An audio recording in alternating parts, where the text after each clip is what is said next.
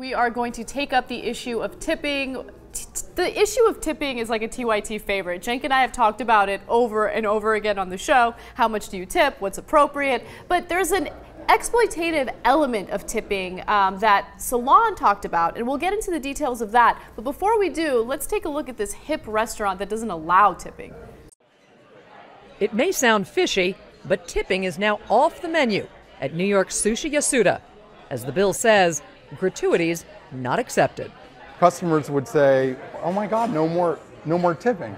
And then they'd look at each other perplexed, and then they smiled. And typically the reaction was like, okay, neat. It was all good. There's no tipping in Japan, so Sushi Yasuda says it shouldn't be done here. Our customers get to enjoy this beautiful, meditative, contemplative meal. And at the end of the meal, they don't have to take out their calculator, think about, oh, what percent do? 15, 20. None of that. Diners may love it, but nightlife writer Michael Musto says don't expect other restaurants to follow. I think this is a one of a kind. I think it'll go down as a footnote in restaurant history. After all, this is a city where everyone has their hand out. Tip jars are everywhere. With everyone looking for a tip, some believe New York has reached a tipping point. Everyone's entitled to have a tipping bowl. I might have one at my own door for whatever services I provide. But that doesn't mean you're going to get a tip. I mean, just laying over a hot dog with some sauerkraut doesn't deserve that much of a round of ovation, do you think? All right. Well, Salon actually did write about this a little bit recently, and they made a really great point. You know, back in the day, tipping was reserved for people who worked for themselves. So let's say somebody who would shine shoes, that person would depend on the tip to make his or her living.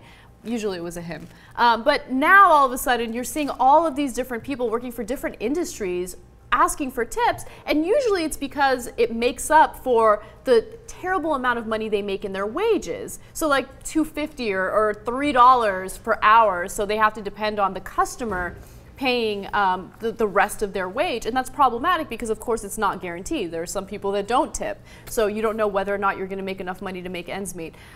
So what do you guys think about this? Dave, I mean, what is your relationship to tipping, and is it something that grinds your gears? It's a very personal relationship. I mean, this to me is like the Larry Davidification of America, because every episode of Curb is some fight he got into over tipping, and can you split a check, and I over-tipped, or now they put the tip in, and then do I have to give an extra tip? And you know, it's sort of based in this just like neurotic idea of what everyone thinks about what we're doing all the time. So generally, if I get good service, I try to tip more, and if I get really crappy service, I maybe tip a little less. But so you will tip decently, I try even if to it's do bad it. service. Yeah, because I'm not going to the fanciest restaurants on earth. These guys got to make a dime, you know. But one thing that I think is always funny, and it goes to your point about making up the extra money, and Dana I'm sure knows about this too. You know, when you're a stand-up, all the the big joke, you end the show and don't forget to tip your wait staff, which I always think is hilarious because half the comics that you're seeing, even at great comedy clubs, aren't even getting paid, or they're getting paid in beer or something, and they're the ones providing the service. So why would anyone want to be a comic? That sounds that's terrible. a whole other. You could do a whole show. Well, Dana, love. What?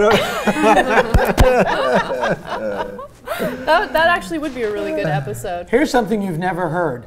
Now that I've gotten all of my emotional shit together, I can concentrate on going into bars and begging strangers to love me. So Dana, what are your thoughts on tipping? I mean, are you a generous tipper? I'm a very generous tipper because these people make tips, they are paid a paltry wage and taxed inordinately on that wage. Because there's this belief that people are just throwing wads of money on them. It's a terrible system.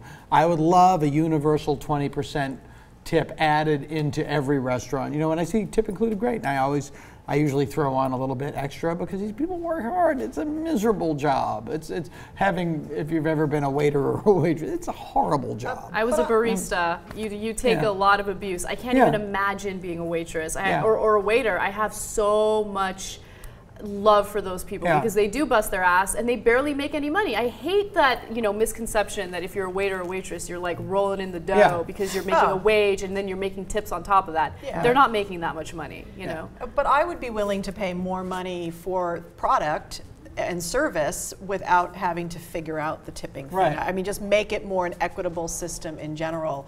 And I have to tell you that when I go into Starbucks and I see the tipping jar, what always kills me is I'm using my debit card most of the time now, and I don't have cash on me, so I'm not tipping. I feel guilty. I feel horrible for that.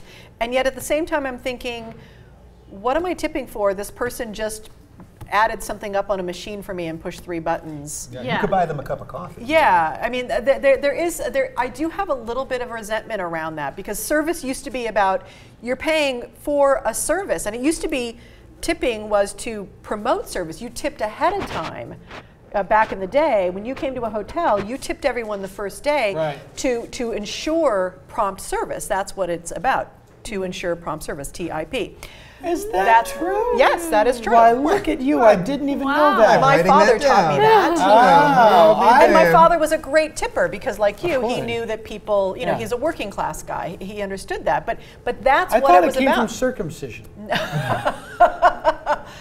So, but for me, it's like these, like, you know, the little jar in some places, like, you're doing your job. You're not coming up to my hotel room and fluffing my pillows and all this other, I mean, you're pushing a button on a machine, and then, so anyway, I have some issues. But also the idea of the 20% across the board thing, I think it sounds really nice, except if there's no incentive to do a better job because you're going to make more money, then actually service in some ways will go down. But if people made more money at their job and felt more respected at their work, then possibly they would do their job better. What I would love to see is, you know, a change in how waiters and waitresses and people in the service industry get paid. I don't even want them to get paid minimum wage. I think, first of all, everyone should get paid a living wage. And obviously, you guys know that there's a difference in that. And if someone does decide to add a couple extra dollars to that living wage, then it's on them, right? Then you do have an incentive to work even harder. You will get a tip, but your life and your well-being doesn't depend on whether or not someone is going to give you a 20% tip. I want people to be able to live. If you're willing to put in the work and the hours to make a decent living, then you should make a decent living. Yeah.